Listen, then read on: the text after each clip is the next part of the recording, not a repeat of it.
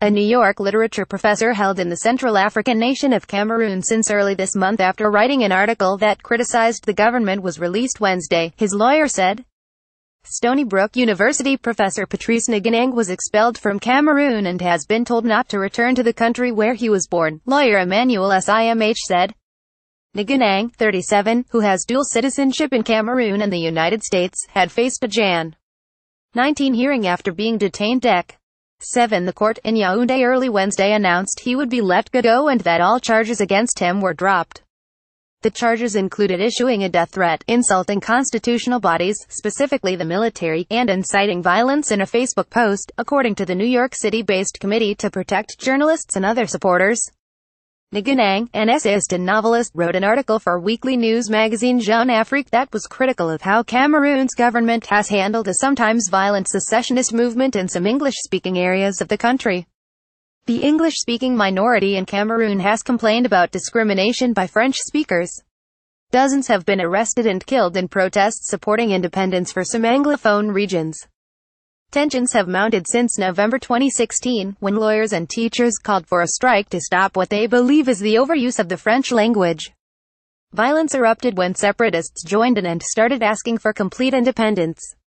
Human rights groups, which have accused Cameroon authorities of trying to silence opposition voices, had urged Nganang's release. "We can only be very happy, when we have an unlawfully and arbitrarily detained client, to see him released," SIMH said.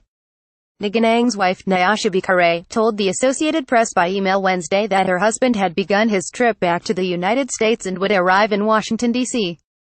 on Thursday. "We are so very happy that this 21-day ordeal is over," SUBCRIBE wrote from Zimbabwe's capital of Harare, where she was with the couple's 8-year-old daughter. SUBCRIBE has said Nganang was on his way to join them in Zimbabwe for the holidays when he was detained at the airport in Cameroon's capital, Yaoundé.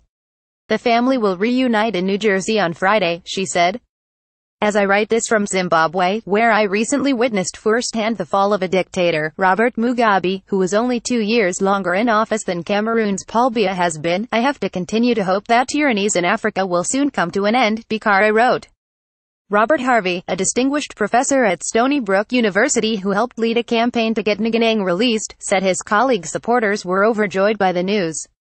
"It's just wonderful, we're all ecstatic," Harvey said.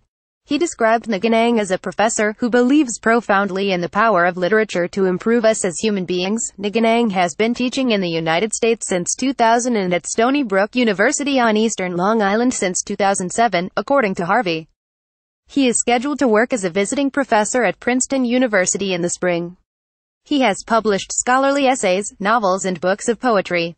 Last week, a military appeals court in Cameroon acquitted and freed Ahmed Abba, a correspondent for Radio France International's House Service, who had been sentenced to 10 years in prison for not denouncing acts of terrorism and laundering proceeds of terrorist acts.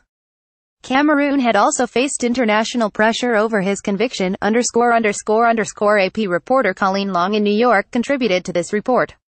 Copyright 2017 The Associated Press.